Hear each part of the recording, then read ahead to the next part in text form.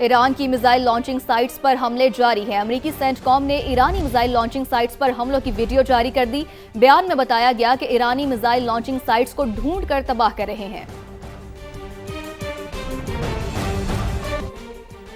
Pentagon ने हलाक होने वाले मजीद 2 फौजियों की शनाख्त जाहिर कर दी है। ईरानी हमले में मेजर जेफरी और chief warrant officer Robert Marjan हलाक हुए हैं। पेंटागन का ऐसा बताना है। अमरीकी हुकाम ने दोनों हलाक फौजियों की तस्वीर भी जारी कर दी हैं। ये तस्वीर देखी जा सकती हैं। पेंटागन ने हलाक होने वाले मजीद 2 फौजियों की शनाख्त जाहिर कर दी है। बरतानवी खुफिया एजेंसी के साबिक सरबराह ने ईरान के खिलाफ जंग गैर जरूरी करार दे दी है। अमेरिकी टीवी को इंटरव्यू में कहा कि गैर जरूरी जंग किसी पेशगी खतरे को रोकने के लिए नहीं थी। ईरान की जंग का बेहतरीन नतीजा वेनेजुएला जैसी सूरत हाल हो सकता है। इस जंग के वेनेजुएला से भी खतरनाक नताइज सामने आ सकते हैं। सऊदी अरब ने एक और ड्रोन मार गिराया है। आपको बताएं कि मुसल्ला ड्रोन को अल जौफ रीजन में तबाह किया गया है। सऊदी वजारत दिफा ऐसा बता रहे हैं। सऊदी अरब ने एक और ड्रोन मार गिराया है। इससे पहले 3 ड्रोन नल खुर्ज रीजन में तबाह किए गए थे। सऊदी वजारत दिफा ने ऐसा भी बताया था। तो सऊदी अरब ने एक और ड्रोन मार गिराया है। कतर एयरवेज ने फंसे हुए मुसाफिरों को निकालने के लिए महदूद परवाजें चलाने का फैसला किया है। कतर एयरवेज की परवाजें मस्कत और रियाद से उड़ान भरेंगी। फैसला ईरान जंग के बाइस कतर की फजाई हदूद बदस्तूर बंद होने की वजह से किया गया। आगे बढ़ें और आपको ये भी बताएं कि इल्हान उमर कहती हैं कि ट्रंप ने कौम को ईरान के खिलाफ गैर कानूनी जंग में धकेल दिया है। मैं जंग देख चुकी हूँ, बम से अमन और इस्तेहकाम नहीं आ सकता। इल्हाम उमर ने मजीद ये भी कहा कि फौजी कार्रवाइयाँ हमें महफूज नहीं बना सकती। जंग से कशीदगी बढ़ेगी और खित्ता अफरा तफरी का शिकार होगा। हमने सिफारतकारी को छोड़कर तबाही और बर्बादी को अपना लिया है। गलत फैसले की कीमत बेगुनाह अवाम और अमरीकी फौजी चुकाएंगे।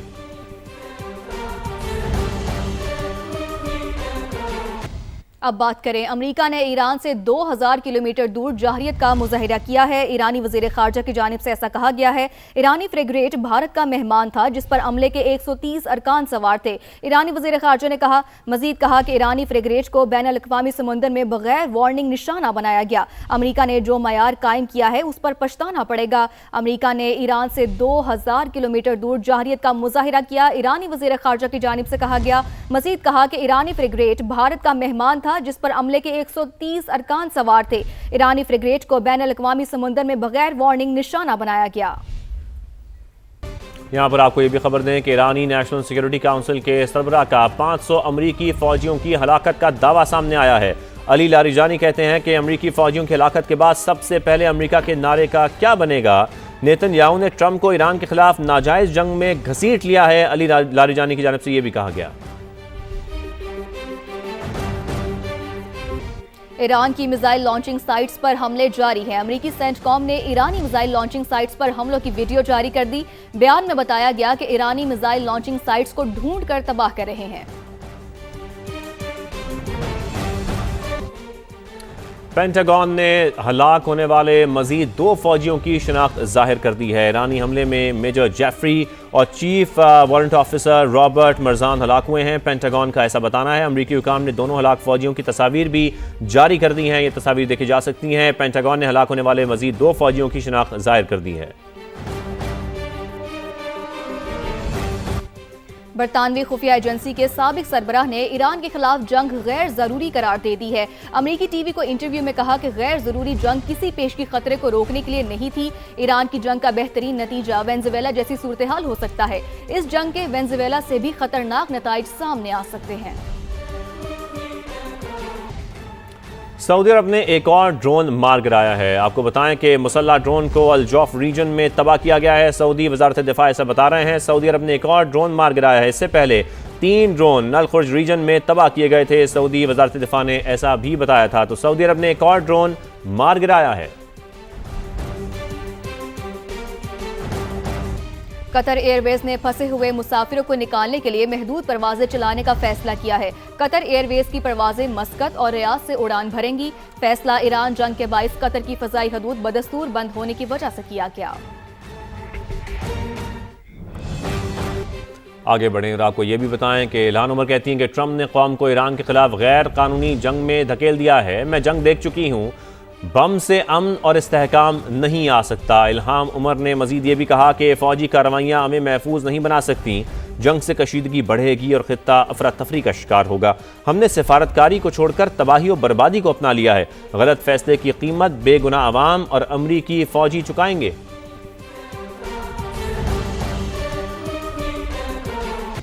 अब बात करें, अमेरिका ने ईरान से 2000 किलोमीटर दूर जारहियत का मुजाहिरा किया है। ईरानी वजीर खारजा की जानिब से ऐसा कहा गया है। ईरानी फ्रिगेट भारत का मेहमान था जिस पर अमले के 130 अरकान सवार थे। ईरानी वजीर खारजा ने मजीद कहा कि ईरानी फ्रिगेट को बैन अल-अक़वामी समुंदर में बगैर वार्निंग निशाना बनाया गया। अमेरिका ने जो मयार कायम किया है उस पर पछताना पड़ेगा। अमेरिका ने ईरान से 2000 किलोमीटर दूर जारहियत का मुजाहिरा किया। ईरानी वजीर खारजा की जानिब से कहा गया। मजीद कहा कि ईरानी फ्रिगेट भारत का मेहमान था जिस पर अमले के 130 अरकान सवार थे। ईरानी फ्रिगेट को बैन अल-अक़वामी समुंदर में बगैर वार्निंग निशाना बनाया गया। रावलपिंडी के शंघाई प्लाजा में 12 घंटे बाद आग पर काबू पा लिया गया है, लेकिन कूलिंग का अमल ताहाल जारी है। तहखाने में मुश्किलात पेश आ रही हैं। मजीद जानते हैं वहां मौजूद समा के नुमाइंदे यासिर हकीम से। जी यासिर, बताइएगा कि कूलिंग का अमल कहां तक पहुंचा है?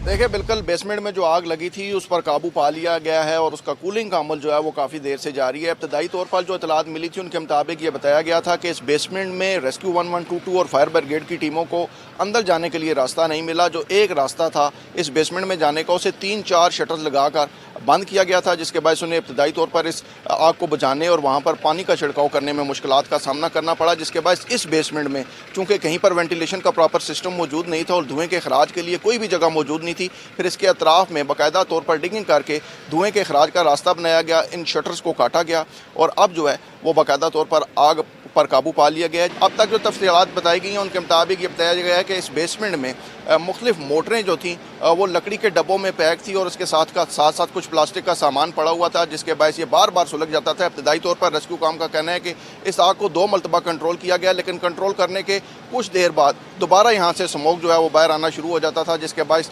दोबारा ऑपरेशन जो है वो शुरू किया जाता था। अब बाकायदा तौर पर इस आग पर काबू पाया गया है, जिसके बाद धुएँ के अखराज के लिए फ्यूल स्मोक इजेक्टर्स का इस्तेमाल किया जा रहा है। मशरिक़ वस्ता में जारी जंग के बायस खित्ते में फ़ज़ाई बहरान शिद्दत इख्तियार कर गया, जिसके असरात पाकिस्तान समेत कई ममालिक की फ़ज़ाई सरगर्मियों पर भी पड़ रहे हैं। गुज़िश्ता 5 दिन के दौरान 8 ममालिक की मनसूख परवाज़ों की तादाद 20,000 से तजावुज़ कर गई है। पाकिस्तानी एयरपोर्ट से छठे रोज़ भी मशरिक़ वस्ता जाने और आने वाली 145 परवाज़ें मनसूख कर दी गई। मज़ीद तफसील जानेंगे नुमाइंदा समा जावेद असगर से। जी जावेद, आगाह कीजिएगा। जी, आज कराची से मशरिक़ी वस्ता की 35, लाहौर से 29, मुल्तान से 12 परवाज़ें मंसूख की गई हैं। इस्लामाबाद से 35, पेशावर 14, सियालकोट 12, फैसलाबाद 6 और कोटा से भी 4 परवाज़ें मंसूख हुई हैं। जबकि मजमूई तौर पर ईरान पर हमले के बाद पाकिस्तान की मंसूख करदा परवाज़ों की तादाद 900 हो गई है, जबकि Dubai, Abu Dhabi, Sharjah airport से हंगामी इनखला के लिए 167 परवाज़ें ऑपरेट की गई हैं और 8 मुल्क की फ़ज़ाई की बंदिश के बाद मुल्क को 4300 परवाज़ें मंसूख हुई हैं।